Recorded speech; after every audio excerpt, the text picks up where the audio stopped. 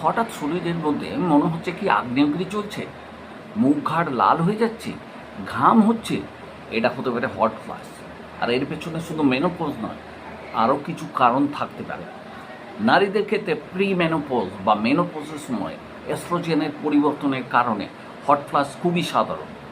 Thyroid বেশি সক্রিয় হলে অর্থাৎ হাইপারথাইরয়েডিজম হলে গরম লাগা, অতিরিক্ত ঘাম, বুক ধড়ফড় হতেই পারে। অতিরিক্ত স্ট্রেস, অ্যাংজাইটি বা প্যানিক অ্যাটাক শরীরের স্ট্রেস রেসপন্সকে সক্রিয় করে হঠাৎ গরম লাগার একটা অনুভূতি তৈরি করতেই পারে। আপনি যদি কোনো ঝাল খাবার, অতিরিক্ত ক্যাফিন বা গরম পানীয় খেয়ে থাকেন, তাহলে আপনার হট ফ্লাশের একটা ট্রিগার অনুভূতি হতেই পারে। কিছু কিছু নির্দিষ্ট ওষুধের পার্শ্ব প্রতিক্রিয়া হিসেবে হট ফ্লাশ বা অতিরিক্ত ঘাম হতে দেখা যায়। আবার আপনার যদি শরীরে জ্বর বা সংক্রমণ থাকে, তাহলেও গরম লাগা এবং ঘাম হতে পারে। তাই হট ফ্লাশ বারবার হলে শুধু মেনোপজ ভেবে অবহেলা করবেন না, কারণটা জানা খুব গুরুত্বপূর্ণ। আপনার কি কখনো হট ফ্লাশ হয়?